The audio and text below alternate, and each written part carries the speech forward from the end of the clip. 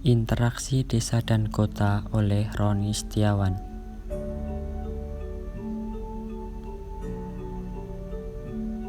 Pengertian desa menurut Undang-Undang Nomor 6 Tahun 2014 adalah kesatuan masyarakat hukum yang mempunyai batas berwenang untuk mengatur dan mengurus urusan pemerintahan, kepentingan masyarakat setempat berdasarkan prakarsa masyarakat, hak asal-usul, dan atau hak tradisional yang diakui dan dihormati dalam sistem pemerintahan NKRI. Secara umum, desa adalah pembagian wilayah administratif di bawah kecamatan yang dipimpin oleh kepala desa. Syarat-syarat desa terdapat 3 syarat utama. Yang pertama adalah wilayah, yang kedua adalah penduduk, dan yang ketiga adalah pemerintahan. Berdasarkan tingkat perkembangan dan tingkat kesejahteraannya, desa dapat diklasifikasikan menjadi 3 hal. Yang pertama adalah desa swadaya, di mana desa ini desa yang paling rendah jika dilihat dari status kesejahteraannya. Dan yang kedua adalah desa swakarya, merupakan desa yang berkembang, di mana masyarakatnya sudah mulai menghasilkan produk sendiri dan menjualnya ke daerah lain sehingga terjadi interaksi. Dan yang ketiga adalah desa swasembada, di mana desa ini adalah desa yang paling maju karena sudah mampu mengembangkan dan mengelola potensi daerahnya dengan baik. Interaksi dengan masyarakat luar, bahkan kota berjalan dengan baik bagikan masyarakat pada umumnya. Masyarakat desa memiliki ciri yang berbeda dengan masyarakat perkotaan. Hal ini dikarenakan bentang alam yang menentukan tingkat kebudayaan dan cara kehidupan mereka. Masyarakat desa, kehidupannya tergantung pada alam dan struktur perekonomian penduduk bersifat agraris. Selain itu, penduduk desa juga mempunyai toleransi sosial yang kuat, di mana adat istiadat dan norma agama masih dijunjung dengan sangat erat. Selain itu, kontrol sosial didasarkan pada hukum informal, sehingga pola pikirnya masih irasional. Masyarakat kota. Pengertian kota menurut Bintarto adalah suatu sistem jaringan kehidupan yang ditandai dengan kepadatan penduduk yang tinggi dan diwarnai dengan strata ekonomi yang heterogen dan bercorak materialistis. Masyarakat kota terdiri atas penduduk asli daerah dan penduduk pendatang. Secara umum, kota adalah pusat pemukiman dan kegiatan penduduk yang memiliki batas wilayah tertentu. Suatu kota mempunyai bentang budaya yang menjadi ciri fisik yang khas bagi daerah perkotaan. Antara lain, terdapat supermarket yang di mana hal tersebut biasanya terletak di tengah kota. Selain itu, di kota juga terdapat beberapa gedung-gedung dan fasilitas hiburan lainnya. Tidak hanya itu, dalam suatu kota biasanya juga terdapat beberapa pusat-pusat perbelanjaan yang terletak di tengah-tengah kota.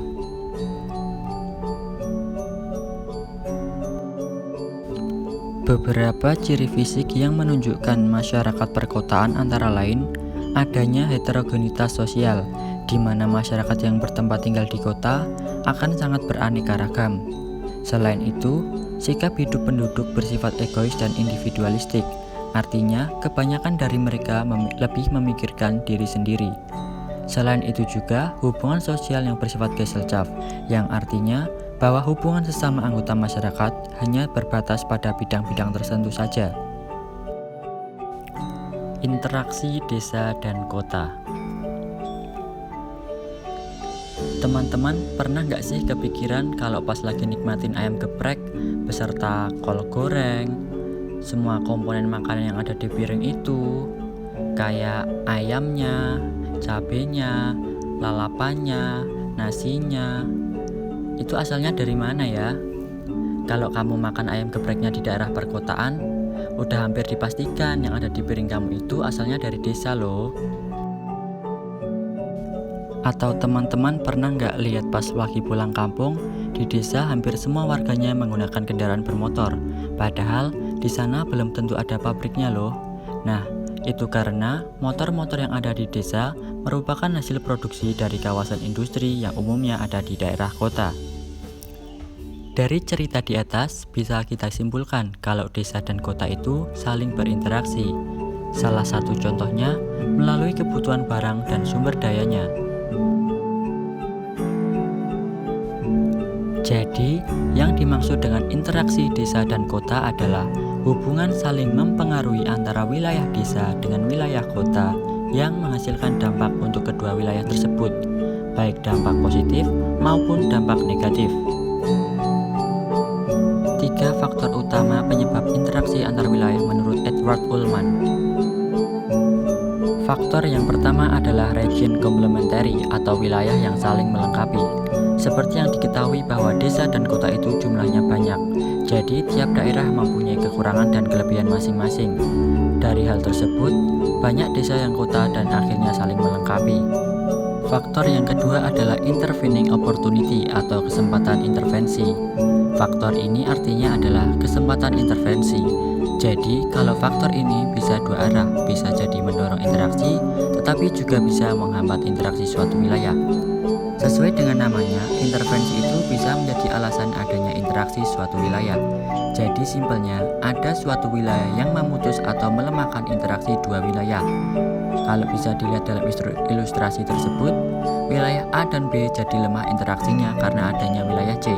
Tetapi, di sisi lain timbul interaksi baru antara wilayah tersebut, baik wilayah A maupun wilayah B kini memiliki interaksi dengan wilayah C, walaupun keduanya kini interaksinya telah melemah. Analoginya biar gampang, awalnya wilayah A dan wilayah B saling butuh untuk memenuhi kebutuhan sumber daya. Karena mereka ketemu wilayah C, jadi memilih pasukan dengan sumber daya yang lengkap, dan wilayah C menjadi memenuhi kebutuhan A dan B.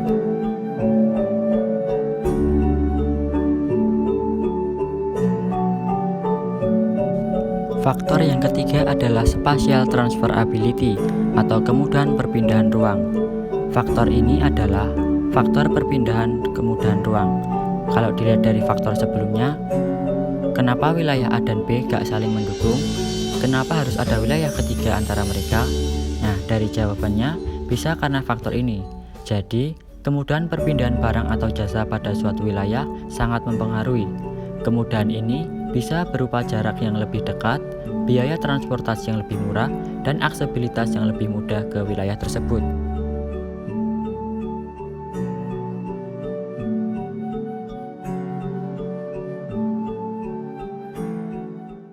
Assalamualaikum warahmatullahi wabarakatuh. Di sini saya Roni Setiawan akan menyampaikan mengenai karakteristik dan potensi yang ada di Desa Tangkisan. Untuk selengkapnya, mari kita simak video berikut. Desa Tangkisan adalah sebuah desa di Kecamatan Tawangsari, Kabupaten Sukoharjo, Jawa Tengah, dengan luas wilayah 312.260 hektar dan jumlah penduduk kurang lebih 4.553 jiwa. Tangkisan secara morfologi merupakan dataran rendah yang mana dilewati oleh aliran sungai Bengawan Solo. Hal ini menyebabkan desa ini mempunyai lahan yang subur. Desa ini memiliki berbagai macam potensi desa baik fisik maupun non-fisik seperti pertanian,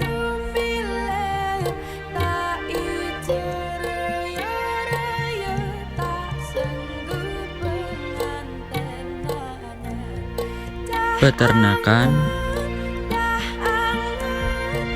perkebunan, sentra industri jenang kerasikan, sentra industri tekstil.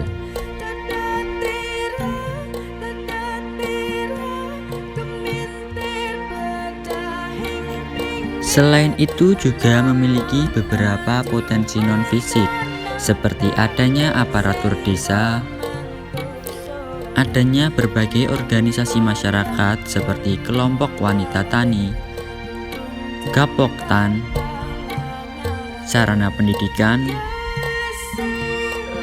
karang taruna, dan lain sebagainya.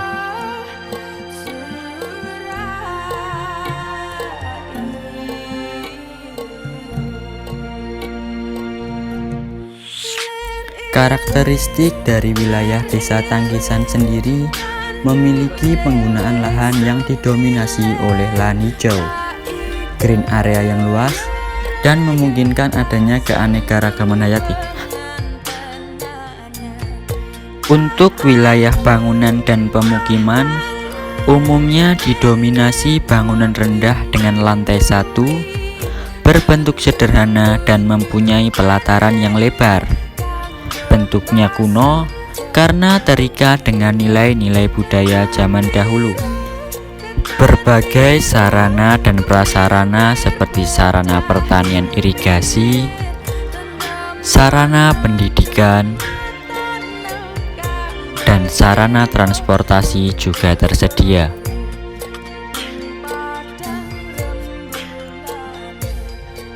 Desa ini memiliki fungsi peran ganda sebagai sumber bahan pangan, penghasil bahan mentah, dan penghasil tenaga kerja.